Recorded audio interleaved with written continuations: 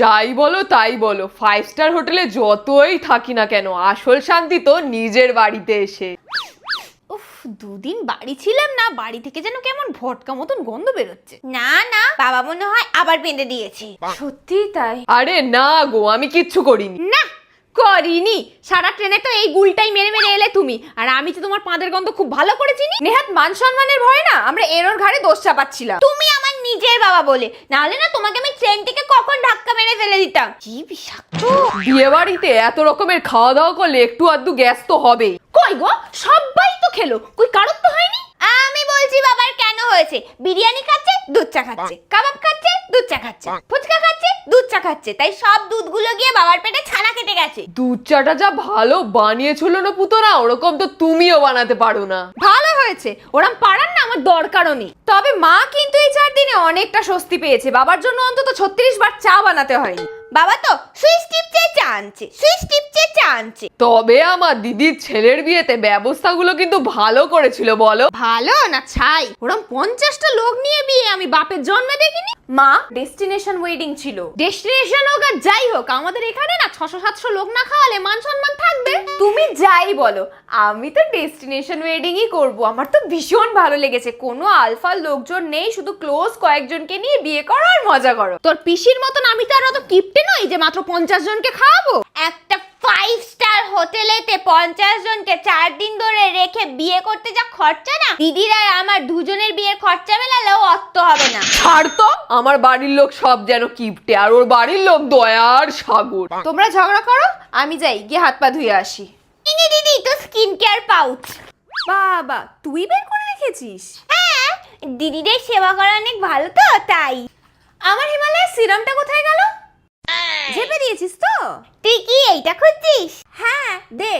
আগে বল, এটা মাখলে কি হয়? এটা হলো হিমালয়া টারমারিক ফেস সিরাম, যেটা তো তুই জানিস যে আমি অনেক দিন ধরে ব্যবহার করছি, কারণ এটা আমাদের স্কিনের ডার্ক স্পটকে কমিয়ে ভিতর থেকে একটা ন্যাচারাল গ্লো ফুটিয়ে তুলতে সাহায্য করে। কারণ এর মধ্যে রয়েছে 100% অর্গানিক্যালি সোর্স টারমারিক, তার সাথে গ্লাইকলিক অ্যাসিড আর নিয়াসিনামাইড। এটা মাত্র 2 থেকে 3 ফোঁটা নিজের মুখের মধ্যে লাগিয়ে আপার সার্কুলেশন মোশনেতে মাসাজ করে নিতে হবে যতক্ষণ না পুরো সিরামটা অ্যাবজর্ব হয়ে যাচ্ছে। তারপরে ময়শ্চারাইজার লাগিয়ে স্কিনের ময়শ্চারটাকে লক করে নিতে হবে। আর এটা তো ক্লিনিক্যালি প্রুভেন যে এই সিরামটা আমাদের ডার্ক স্পট কমিয়ে ন্যাচারাল গ্লো বাড়িয়ে তুলতে সাহায্য করে। তাহলে একটু আমাকেও দে, আমিও মাখি। হ্যাঁ মাখ না, তোকে কে বারণ করেছে? কিন্তু নিজেরটা নিজে কিনে এনে মাখ, আমি দেবো না।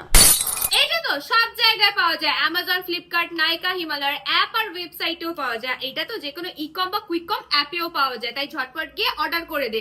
আর যদি তাও না পাস, তাহলে আমার ডেসক্রিপশনে যে লিংকটা দেওয়া আছে সেখান থেকে গিয়ে অর্ডার করতে পারিস, তাহলে তো ভালো ডিসকাউন্টও পাবি, বুঝলি? দেখলে মা, দেখলে কেমন বললো আমি নাকি ও সিরামটা ঝেপে দিয়েছি। কেন ওরম বললি বোনকে? আর তো বললাম তো কি হয়েছে, আমিও তো দেখো হোটেল থেকে এইগুলো ঝেপে এনেছি, ছোট শ্যাম্পু আর ছোট বডি ওয়াশ। ওটা আবার কোনো ঝাপা হলো নাকি? দেখ আমি কি নিয়ে এসেছি। Electric kettle? হ্যাঁ, এটাতে চা করা খুব সুবিধা।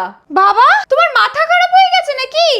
মাথা খারাপ হবে কেন? দেখ তাহলে আমি কি এনেছি, বিছানার চাদর। হ্যাঁ, বিছানার চাদর কখন তুললে তোমরা? ব্যাগটা গোছানোর সময় না টুক করে তুলে নিয়েছি। তোমরা জানো না এসব নিতে নেই হোটেল থেকে, পিসিকে এগুলো সবের জন্য টাকা দিতে হবে আলাদা করে। আর আমাদের রুম থেকে মিসিং হয়েছে জানলে মান সম্মান থাকবে তো? আরে আমরা তো আমাদের রুম থেকে আনিনি, অন্য একটা গেস্টের রুম খোলা ছিল সেখান দিয়ে এনেছি। আর ধরলে তাদের ধরবে, পারো বটে তোমরা। এই হ্যাঙ্গার গুলো কোথায় রাখলে? আবার হ্যাঙ্গার? এত পছন্দ হয়েছে না তোর বাবার যে আনতে বাধ্য হলাম। তাহলে শেফটাকে তুলে আনলে না কেন? ওনার হাতে চাও তো বাবার খুব পছন্দ হয়েছে। ঠিক বলেছিস। আচ্ছা, সবাই কিছু না কিছু নিয়ে এসেছে, তুই কিছু আনিসনি? আমি কি তোদের মতন এরকম চিপ নাকি যেসব ছোটখাটো জিনিস আমি হোটেল থেকে নিয়ে পালিয়ে আসবো? হ্যাঁ হ্যাঁ, তুই তো পারলে পুরো হোটেলটাকেই তুলে আনতিস। তোর কথা কিন্তু আমার ঠিক বিশ্বাস হচ্ছে না, ঠিক করে বলতো কি নিয়ে এসেছিস? আমি হোটেল থেকে কিছু আনিনি, তবে না একটা জিনিস কুড়িয়ে পেয়েছি। কোথা থেকে পেয়েছিস? আসলে কালকে যখন সবাই ডান্স করছিল তখন আমি আর বিট্টু দাদা না বিচের ধারে ঝিনুক করাতে গিয়েছিলাম। তুই অন্ধকারে একা একা সমুদ্রের পাড়ে গেছিস? কেন বলছি? কেন একা? কই, বিট্টু দাদা ছিল তো আমার সাথে। তুই হলি 1.5 ব্যাটারি আর সে হলো 2.5 ব্যাটারি, তোদের তো সাহস কম নয়, তোরা একা একা গেলি কি করে? এই যে পুতনা, তুমি কোথায় ছিলে তখন? এই আমার একার দায়িত্ব, তুমি কোথায় ছিলে? ওফ, আবার শুরু করো না তোমরা। তোমাদেরকে এত ফুটেজ দিলে না স্টোরি অনেক লম্বা হয়ে যাবে, তাই তাড়াতাড়ি বলি। ওখানে গিয়ে দেখি বিচের বালির মধ্যে কি যেন একটা চকচক করছে। কি চকচক করছিল? এইটা আরে এ তো কেটলি। আবার কেটলি? এটা কেটেল নয়, এটা হলো অ্যারাবিয়ান ল্যাম্প, মানে ওই আরবের প্রদীপ। আলাদিনের আশ্চর্য প্রদীপের মতন দেখতে না? সোজা কথায় হলো গিয়ে বিদেশি লম্প বলতে পারো। কিন্তু এখন লম্পর কি প্রয়োজন, এখন তো কারেন্টই যায় না। তোর বাবাটা না এক নম্বরের অপয়া, মুখে যা বলবে সাথে সাথে ফুলে যায়। যদি এটা সত্যি হতো তাহলে কি আর তোমার সাথে এত বছর সংসার করতে হতো? এই কি বললে? কিছু না, কিচ্ছু না। উফ, এখন মোমবাতি টোমবাতি কোথায় পাই বলো তো? এই সবে বাড়িতে ঢুকলাম আর কারেন্টটা চলে গেল। আরে এইটাকে জ্বালাও না একটু তেল আর সলতে দিয়ে, এটা তো ল্যাম্পই। এইটা আবার খোলে কোথা দিয়ে বলতো? দাও দেখি কি করে খোলে এটা, আমি দেখছি। এই তো কারেন্ট এসে গেছে। কিন্তু মান্তু কোথায় গেল? কোথায় আবার যাবে? দেখো রান্নাঘরে সর্ষের তেল আনতে গেছে। ও মা, ও বাবা, আমাকে বাঁচাও। এই কোথা থেকে যেন মান্তুর আওয়াজ আসছে না? রান্নাঘর থেকে? হ্যাঁ, আমাদের বাড়ি একবার অট্টালিকা, দূর থেকে আওয়াজ আসছে। এই তো সামনে রান্নাঘর। কোথাও থেকে তো আওয়াজটা আসছে, মনে হচ্ছে যেন অনেক দূরের আওয়াজ। আরে আমি এখানে, এখানে। আমাকে দেখতে পাচ্ছ না? নিচে তাকাও, নিচে এই প্রদীপের ভিতর। এই দিদি কি পিঁপড়ে হয়ে গেল? কি? ল্যাম্পের ভিতর? হ্যাঁ হ্যাঁ, বাবাকে বের করো। হ্যাঁ, এইটা থেকেই তো আওয়াজটা আসছে। ল্যাম্পের ভিতর থেকে? মান্তু ওইটুখানি জিনিসের মধ্যে কি করে ঢুকবে? আর দিদিকে বেরই বা করবো কি করে? বাবা জোরে জোরে প্রদীপটাকে ঘষো, তবে আমি বেরোতে পারবো।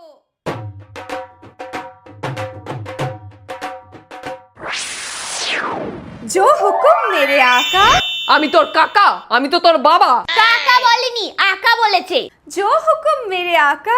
জানি না বাবা এসব আমি কেন বলছি, কিন্তু যেহেতু তুমি আমাকে ওই প্রদীপটাকে ঘষে ঘষে বার করেছো না, তাই তুমি এখন আমার মালিক আর আমি তোমার 3টে যে কোনো উইশ পূরণ করব। তাই ঝটপট নিজের উইশ চেয়ে ফেলো। जो हुकुम मेरे आका। এই এই এই, তুই যাত্রা পালার মতন জামা কাপড় পরে এরকম উল্টোপাল্টা বকছিস কেন? তার মানে তুই ম্যাজিক করতে পারবি? তোর এখন ম্যাজিকের চিন্তা হচ্ছে? আমি মাত্র 3টে উইশ পূরণ করা অবধি তোমাদের সামনে রয়েছি, তারপরে আমি চলে যাব নতুন মালিকের খোঁজে। আমাকে আর কেউ কোনো দিন দেখতে পারবে না।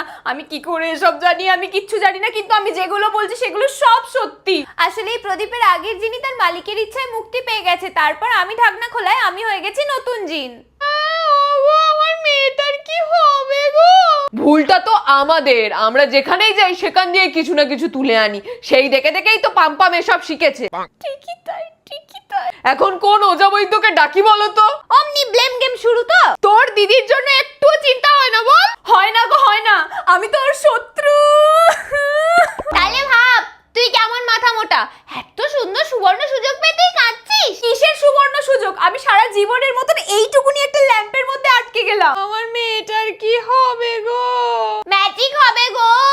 ইয়ার কি মারিস না তো? আমার তো খুব চিন্তা হচ্ছে। কি নিয়ে বাবা, যে কি উইশ চাইবে? যে যার সে তার নিয়ে ব্যস্ত। আমি যে এখানে আলাদিনের ইয়াসমিন সেজে ঘুরছি সেটা কি কেউ দেখতেও পাচ্ছে না?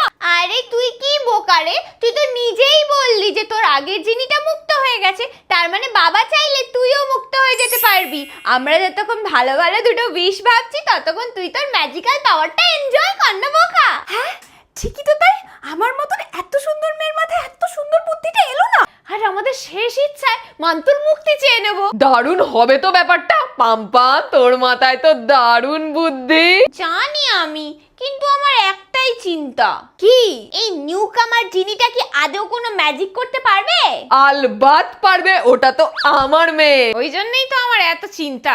এই দিদি তুই একটু ম্যাজিক করার চেষ্টা কর তো। ওকে ওকে, লেট মি ট্রাই। ইচিং বিচিং চিচিং ফাক, হাতে জলের গ্লাস, এসে যা। এই দেখো দেখো, আমি ম্যাজিকটা করতে পেরেছি। ও মাই গড, আমি তো নিজেকে আন্ডার এস্টিমেট করছিলাম। I don't need the glass anymore.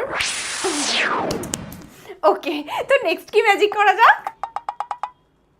ইচিং বিচিং চিচিং ফাক, পাম পাম কুকুর হয়ে যাক।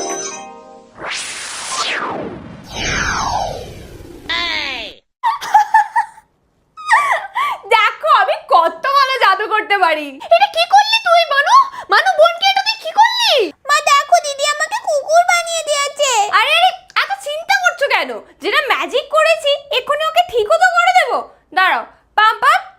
হয়ে যাক। মা দেখো তো আমি কি ঠিক হয়ে গেছি? পাম পাম ঠিক হয়ে যাক। এই মানু, তুই বোনকে আগে ঠিক করে দে। এই দাঁড়াও না, এই তো চেষ্টা করছি। চেষ্টা মানে? তুই কি আদৌ ম্যাজিক ট্যাজিক করতে পারিস নাকি? আমার ছোট মেয়েটাকে দেখো কি। দিদি আর আমাকে কোনো মন্ত্র বলে ঠিক করতে পারছে না, এবার আমার কি হবে মা? এই দাঁড়াও না, করছি তো। পাম পাম ঠিক হয়ে যা, ঠিক হয়ে যা, আরে ঠিক হয়ে যা, ঠিক ঠিক ঠিক হয়ে যা। হচ্ছে না তো। দিদি যদি আমাকে ঠিক না করতে পারে আমি কিন্তু দিদিকে কামড়ে নেবো বলে দিচ্ছি। পাম পাম, তোকে পিটিয়ে না আমি ছাল চামড়া গুটিয়ে ফেলবো মান্তু। পামামকে এক্ষুনি মানুষ করে দে। আমি কিন্তু ফ্রেশার, আমাকে দিও না তোমরা প্রেশার। মান্তু, আমি কিন্তু তোকে এক্ষুনি বলছি, পাম্পামকে ঠিক করে দে। পাম্পামকে এক্ষুনি ঠিক করে দে। দিদি জিনি হয়ে যাওয়ার বদলে আমাকে কুকুর বানিয়ে নিচ্ছে বাবা। আচ্ছা, অ্যাসফোকেরাস লুয়াটিনা মিগারে সি।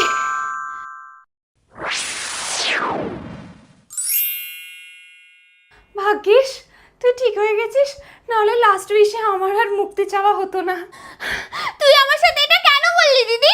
উফ বাবা, তোকে আমার বলাই উচিত হয়নি যে তুই কি করে মুক্তি পাবি, থাকতিস ওই ল্যাম্পের ভিতরেই। বাবা তোমার কিন্তু একটা উইশ পূরণ হয়ে গেল, হাতে রইলো আর একটা, তারপরেরটা আমার। কি ফালতু ফালতু একটা উইশ নষ্ট হয়ে গেল? তুমি আমাকে ফালতু বললে বাবা? আরে না না, তোকে বলিনি। এ তো অনেক কষ্টে কুতিয়ে কুতিয়ে মন্ত্র বলছে আর ম্যাজিক করছে। আমার তো একটা উইশ এমনিই নষ্ট হয়ে গেল, পরের উইশটাও ঠিক করে করতে পারবে কিনা তারও ঠিক নেই। শেষে মনে হয় এরও মানুষ হওয়া হবে না আর আমারও কিছু পাওয়া হবে না। আমাদেরকে এমন একটা কিছু চাইতে হবে যেটা মান্তু চাইলেও ভুল বলতে পারবে না, আর যেটা আমাদের ভবিষ্যতে অনেক কাজেও দেবে। তাহলে তোমরা সবাই রেডি তো তোমাদের সেকেন্ড উইশের জন্য? আরে দাঁড়া দাঁড়া, ও পুতনা, বলো না কি চাইবো। ভালো করে শোনো তবে। উফ, একটু তাড়াতাড়ি চাও না, আমার তো টয়লেট পেয়ে গেল। তো আমার দ্বিতীয় উইশ হলো, তাড়াতাড়ি চাও। তো আমাকে এমন একটা পাত্র দাও যেখান দিয়ে আমি যে কোনো ধরনের ধাতু, খাবার আর বস্ত্র পাবো। স্মার্ট বাবা। ওকে, ইচিং বিচিং চিচিং ফাক জাদুর হাড়ি এসে যা। এইটা হলো জাদুর হাড়ি, এর মধ্যে থেকে তোমরা যা খাবার চাইবে তাই পাবে, যা বস্ত্র চাইবে তাই পাবে, আর যা ধাতু চাইবে তাই পাবে। এই নাও। কই কই দেখি দেখি, তুমি বলো তো যে তোমার একটা সোনার হার চাই। জাদুই হাঁড়ি, আমাকে একটা সোনার হার দাও।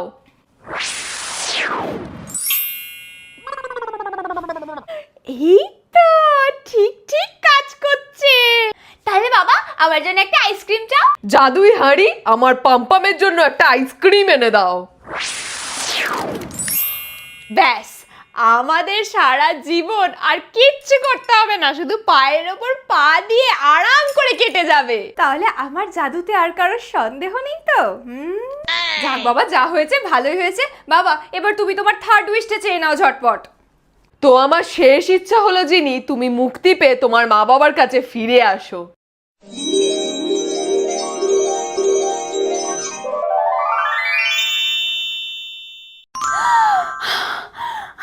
এই দেখো দেখো বাবা, আমি ঠিক হয়ে গেছি। দেখ, আমি বলেইছিলাম বেকার বেকার আমাকে বাঁচাও করছিলিস। এই একদম না বেশি কথা বলবি না, এক্ষুনি প্রদীপের ঢাকনাটা খুলে না তোর মুখে চেপে ধরবো, আর থার্ড উইশেতে তোর মুক্তিও চাইবো না। বাবা কিন্তু এই প্রদীপটার না কিছু একটা ব্যবস্থা আমাদেরকে করে ফেলতেই হবে, না হলে এইরকম বিপদে তো যে কেউ পড়তে পারে। আরে রান্নাটা করো, আগে গিয়ে খেয়ে নি, তারপর ব্যবস্থা করছি এটার কিছু একটা। বাগানে গিয়ে পুঁতে দিয়ে আসবো।